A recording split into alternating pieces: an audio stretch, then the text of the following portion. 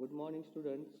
Next topic in the kinematics of fluid flow, we are considering as a velocity of a particle, velocity of a fluid particle. So already we consider velocity is the vector quantity that is having the magnitude and direction both. We know velocity is the change of displacement per unit time. So velocity of the fluid particle we can consider v ds by dt. In a limit till time tends to 0, velocity is ds by dt. S is the displacement, t is the time. So velocity we can consider the ds by dt. This velocity has having the three components in the three dimensional. As it is a vector quantity, it is having the three components as like along x direction is the u component, along y direction component of velocity is v, and along z direction the component of velocity is w.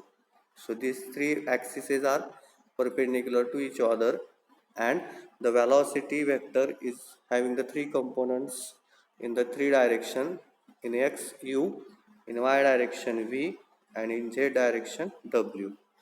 So we can consider these three components as a along three directions. So along x direction is the u component. So it will be the in x direction distance traveled is dx in a time t dt. So again v is equal to dy by dt, and along z direction is w dz by dt. So we can write velocity as a in a vector form as a ui. I is the unit vector along x direction. J is the unit vector along the y direction, and k is the unit vector along z directions. So we can find the velocity as a velocity of the fluid particles along the three directions. Next, if you consider the again one more property of the fluid flow is the acceleration. So some acceleration we know that it is the rate of change of velocity with respect to the time. So acceleration is important as the velocities may be changing, velocity of the fluids may be changed from time and from the space. In a given space, velocities may be changed, or according to the time the velocities may be changed. So acceleration having the two components. The acceleration we know it is the change of velocity with respect to time, change of velocity with respect to the time. So this may change in velocity means not only magnitude, it may be direction also. When the direction of the fluid changes, there is acceleration, and if the magnitude changes, then also there is the acceleration of the particle. So two components of acceleration are, one is the convective acceleration. Convective acceleration means we can consider if this is a suppose fluid particle and it moves to this new location. So as the particle is traveled to the new location, then this region may be the higher velocity region or lower velocity region. So particle velocity will be changed according to the new positions. So acceleration due to the change of position is known as convective acceleration. That is, it is varying with respect to the x, y, z of Cartesian coordinates. Rate of change of velocity due to change in position of a particle is convective acceleration. Second component is the sometimes the velocities are changing in unsteady flow. You have considered unsteady means it is changing with respect to the time. So during the change in the velocities at a given point may be changed. It may be sometimes low or high, depend on the variation of the flow. So change in the local velocity of a particle as a function of a time due to the unsteadiness of the flow is called local acceleration. So with respect to time, the change in the velocity is the local acceleration, and with respect to position is the convective acceleration. So acceleration have the two component, convective acceleration and local acceleration. So we have considered change in with respect to the time of the fluid flow, that is delta V by delta T. So V is having the three components U, V, W along three axes. So acceleration of this U, V, W with respect to the time. So as there are three more than three variables, so we use the partial differentiation, and this symbol is called deba. So deba v by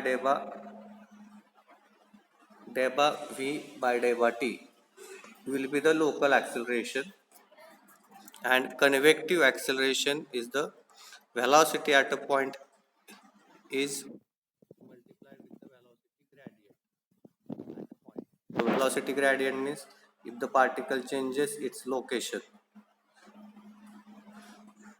we can consider if the particle will changes its location. Suppose uh, here we consider the flow is taking place between these two plates. So top plate is moving. So when particle is at this position, bottom plate is stationary. So here is the velocity is lower. So as particle moves from one location to another, there is a change in velocity. So that is the convective acceleration. So convective acceleration we can write here ax is equal to ax is equal to, that is acceleration along x direction, component of the x direction. So ax means the component of total acceleration in x direction ax. So it is having the two component, one is the convective acceleration and this one is the local acceleration. So convective acceleration we know with respect to the space coordinates. So del by u by del by x, v del by u by del by y, and w del by u by z, means this variation is along x, y, z coordinates, that is position of the particle.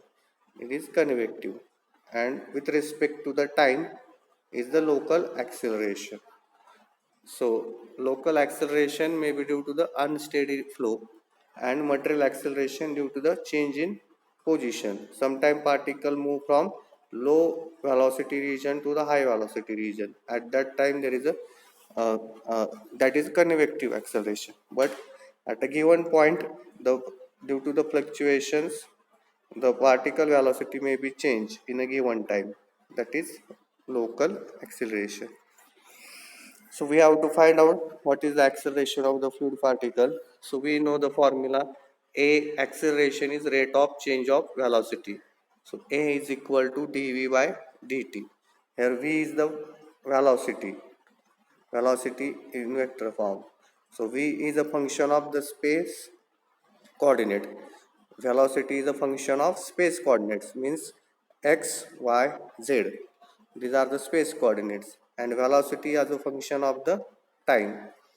So we can write change in velocity as a change in velocity with respect to the time for a delta t, means the dt.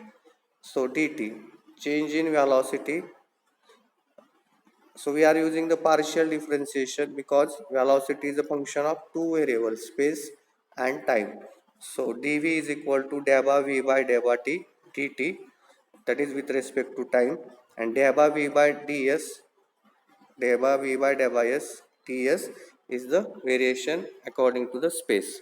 So acceleration we can write delta v by delta t, and delta v by delta s is nothing but the v, that is the v variation of the v. So uh, sorry, dv is equal to we have considered this delta v. Now putting the value of dv in this equation, we get first term dt will be cancelled, and we get delta v by delta t, and uh, divide this equation by delta t, so we get ds by dt. So ds by dt is nothing but the v. So this v comes as a ds by dt. So acceleration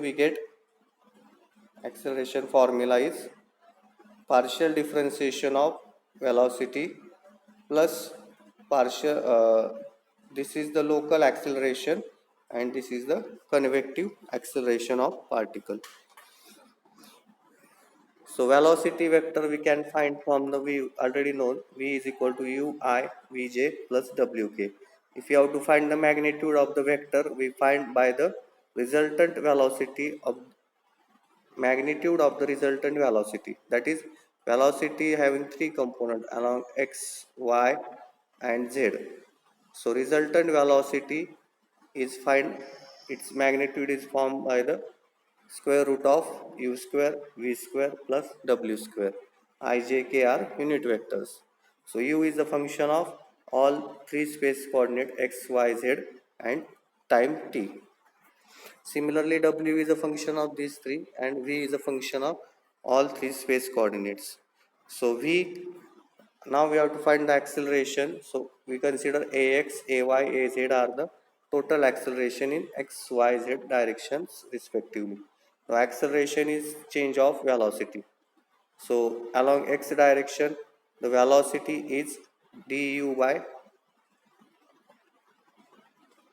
along x direction velocity is du by dt.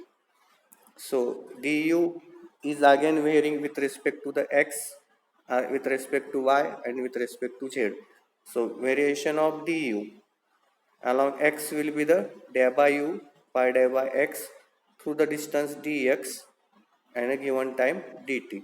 Similarly, day by variation of u along x, variation of u along y and variation of u along the z. So ax, that is the acceleration along x direction, will be the du by dt, that is the total derivative. But u is made of, u is varying along x, along y and along z. So it's equal to day by u by day by x dx by dt, day by u by day by y dy by dt plus day by u by day by z dz by dt. This is the local, this is the convective acceleration. And lastly, this one is the, this one d day by u by day by t, that is with respect to the time, variation of u with respect to time. Means here total acceleration is divided into three components ax, ay, az. But dx by dt we know it is a total differentiation. So dx by dt is u, dy by dt is v and dz by dt displacement per unit time, dz by dt is omega. So acceleration we can write u dx by dt is written as a u day by u by day by x, v day by u by day by y, w day by u by z plus day by u by day by t. So these three are convective acceleration and this time is the local acceleration. So similarly we can obtain for ay is dv by dt. V is the velocity in y direction, so its variation is dv by dt. So again v is depend on the three coordinates, v is depend on the x, y, z. So we get similar equation u day by v by day by x. Now v day by v by day by y and day by v by day by z. Similarly along z we can get the three equations. Now for steady flow we know that is independent of the time. So velocity, if you assume the not changing with respect to time, then day by v by day by t, that is differentiation of the velocity with this time is 0. So or day by u by day by t is equal to 0. So these time components day by v by t, day by v by t will be 0. So here only the this last component will be 0. Only convective acceleration will be there. So ax, that is acceleration along x will be the, there is a no time, uh, there is no time derivative. Only convective acceleration will be there. So ax is equal to, we get du u day by u by day by y.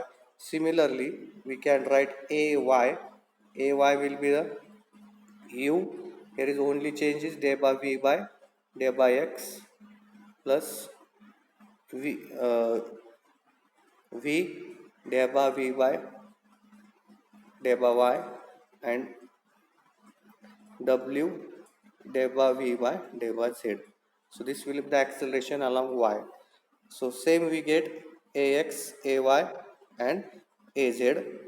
So resultant acceleration vector we can find magnitude of it by the taking square root of all magnitudes ax, ay, az, that is the magnitude. And in this local accelerations we have considered this. So as like using this formula, magnitude of the acceleration vector we can find. Again, if we are to find the local accelerations, we can use this equation. And for velocity, to find the magnitude of the velocity vector resultant, we can use this equation. So this is acceleration and velocity of the particle. So in kinematics, we have to find the acceleration and the velocity of the particles. Now next point we are consider the types of fluid motion. So when fluid is moving, when suppose fluid is at this point, fluid particle, it may be move in a straight line. The fluid particle may be rotate. The fluid particle may be rotate along it along the axis. The fluid particle may be deforms, means its dimension may be changed. So that is, there are different possibilities. Fluid may be move in a straight line, that is the linear motion. The fluid may be move in a straight line as a linear motion. The fluid may be rotate about its axis, that is the rotational fluid. The fluid having the deformation, that is called linear strain. And thus the fluid may be have the both the angular deformation or shear strain. So we see one by see first diagram. In that case, this is a translation of the fluid. That is, fluid is only, we consider a small fluid particle of this two-dimensional shape. If the fluid, this is called as fluid translation. That is, in that only fluid is transferred from one location to another. Second one is the rotation. So in this case, the fluid is rotating. So both the axes or both the coordinates are moving along the same direction. Then we get rotation. That is means this side is also rotating along this direction, and this side also rotating along the clockwise direction. So both the axes are rotating. If you draw axis, this one is the one axis and this is the second axis. So both axes are rotating in the same direction. Then we get the rotating fluid. So fluid may be having the rotation, rotational fluid. That means rotating about its axis. Sometimes the fluid may be having the deformation. So that means this shows the this is a vertical axis, this is a horizontal axis. So one of the axis, uh, so in new position, the first position is this, and because of deformation here, there is a length of axis has been changed. So that will be called linear strain. Strain means change in length per unit length. So here there is a axis dimensions are changed. And fourth one is the angular deformation. Angular deformation, that means here if you consider this is axis, this is another axis. In that case, this axis is rotated in this direction and this axis in this direction. So means both axes are rotated in opposite direction. So opposite direction, at that time there is a deformation, is an angular deformation. So where we get, here we get the angular deformation. So this is the angle theta at this point, and here we can consider the another angle of deformation theta 2, theta 2. So this is the four types of possibilities of fluid motion. One is the translation, rotation, linear strain or linear deformation, and angular deformations or shear strain. We see one by one. So linear translation. So we have considered two-dimensional fluid particle. So this is a one axis AB, another vertical axis CD. So translation means simply the fluid has moved from one position to another position, and the axis are remains parallel to each other. Two axes in new positions are parallel to this one. That means AB and AB dash are parallel, CD and CD dash are parallel.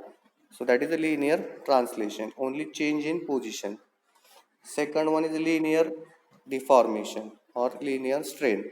So if the uh, deformation of a fluid element in a linear direction when element moves, here axis of element in deformed position and undeformed position are parallel. Means here uh, initially the axis position is this A B, and deformed position the axis position as AB dash, A dash B dash. So these are parallel, and C dash D dash are also parallel, but their lengths are not similar. AB dash A dash B dash, A dash B dash is greater than the AB. That will be called linear strain. Next one is angular deformation.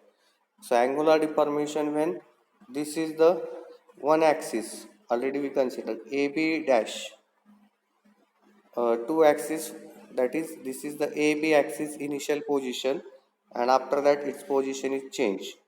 So that means this axis is rotating in this direction, and CD axis is a vertical one, is changed to this new position, means in this direction. So direction of one axis is as like, another axis is as like. So it will not rotate. The fluid particle will not rotate, it will be deformed. So that deformation is angular deformation. So here angles are shown. Theta, delta theta is the change in the uh, angle between the two sides. So this air velocity, the uh, velocity along y-axis is v, along x-axis is u component.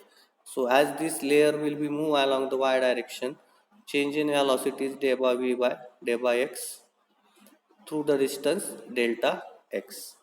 So here we get equation as a day by v means change in velocity in y direction delta x. So here see again, angular deformation or shear strain will be the both the axes are rotated. So angular deformation is taken as average of this theta. So theta 1 will be the change in velocity of y along y direction is day by v by day by x through the distance. Here we can consider again,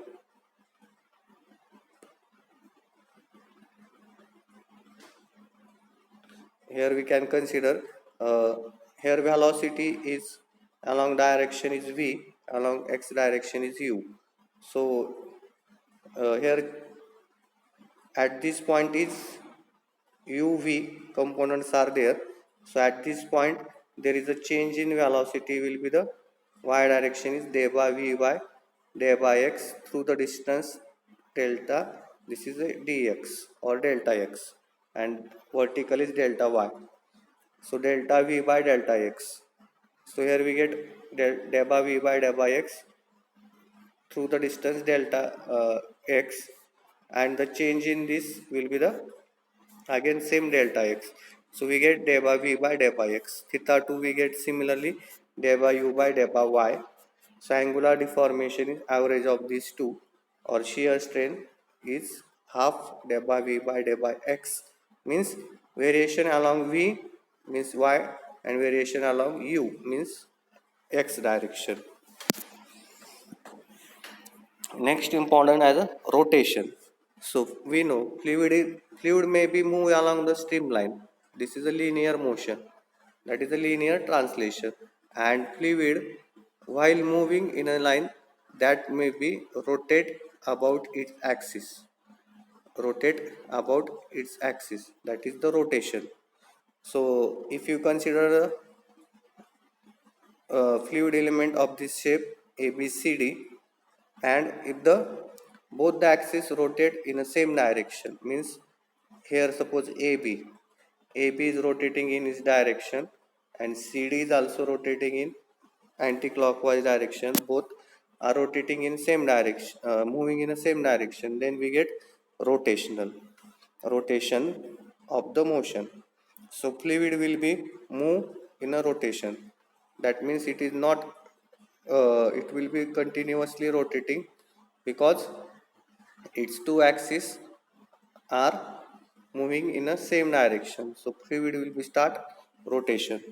So this rotation can be find as an average of two axes perpendicular. Here this is y axis and x axis. So rotational component is of any axis. Rotation component of any axis may be defined as sum of angular velocities of any two linear elements which are perpendicular to each other and also perpendicular to axis of rotation. Means simply, if you consider there is a two fluid element, this is along x, along y, these two axes are perpendicular to each other and also perpendicular to the z direction.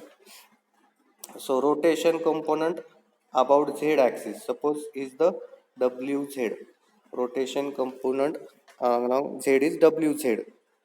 So wz rotation component wz will be the sum of angular velocities,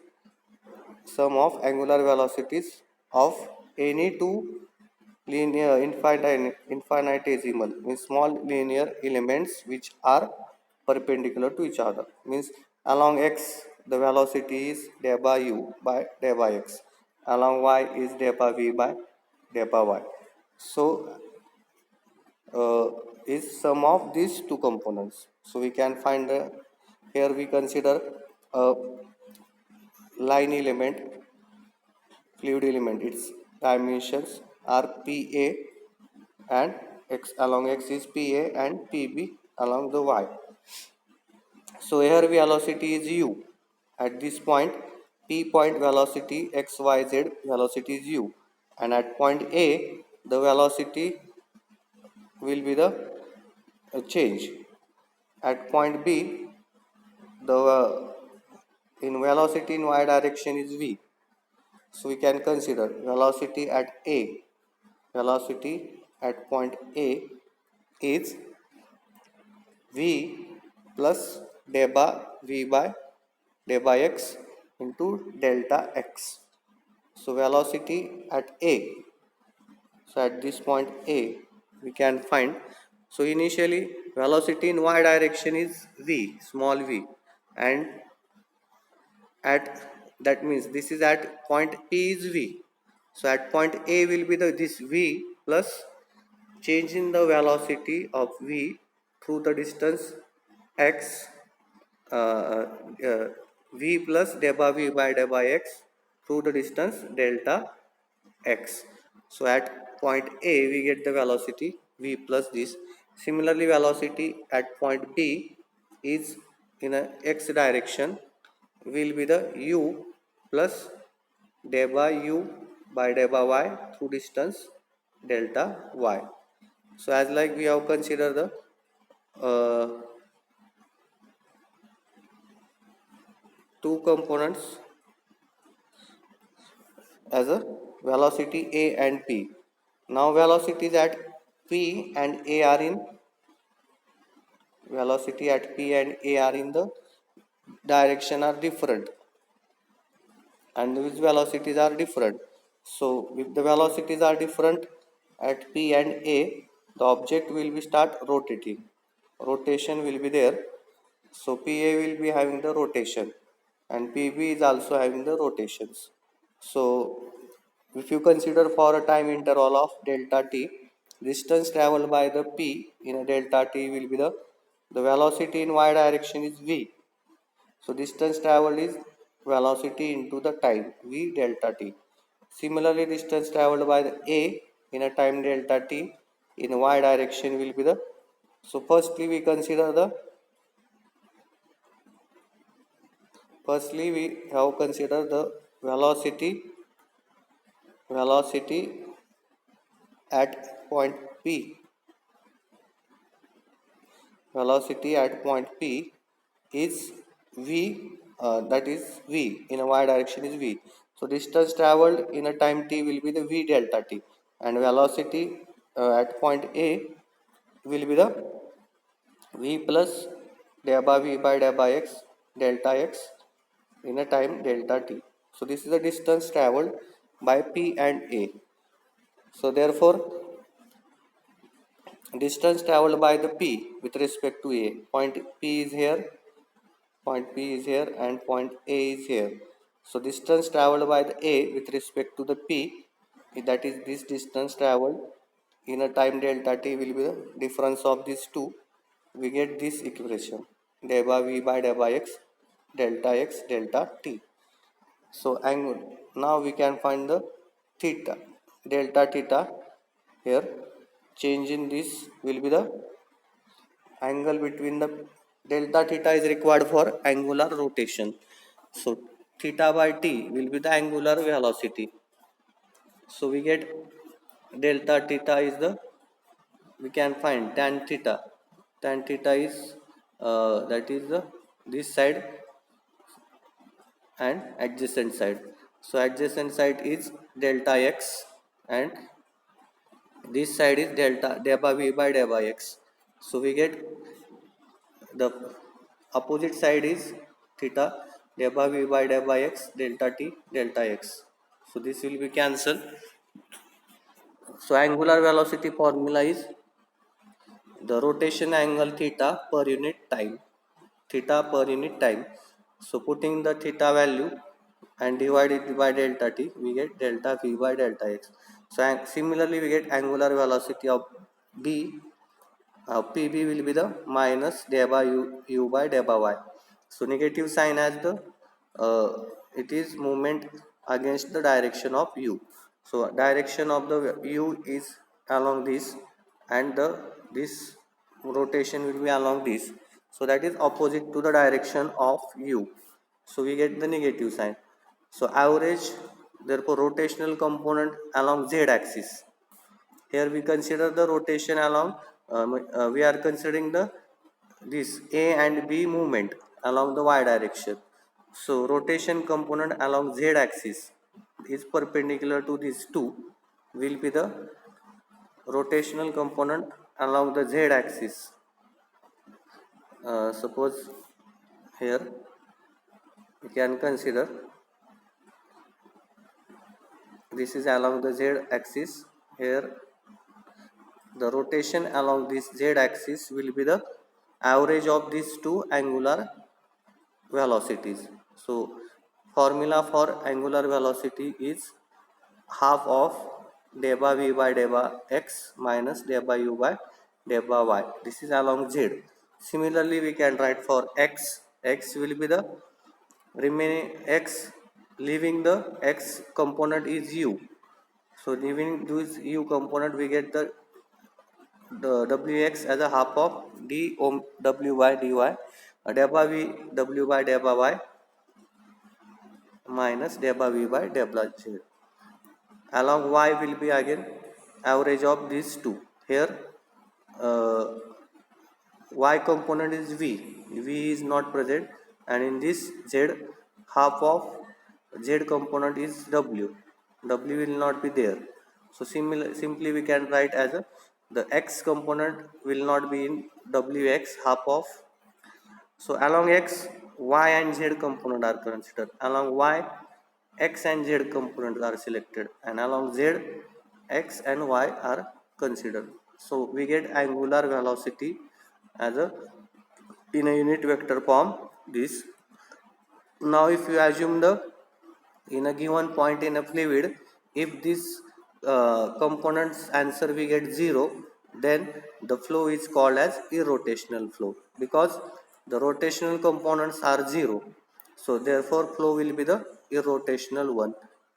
So for irrotational flow conditions will be the all the component omega x, omega y z should be 0. Means this component should be equal. That means deba w by deba y will be deba v by deba z.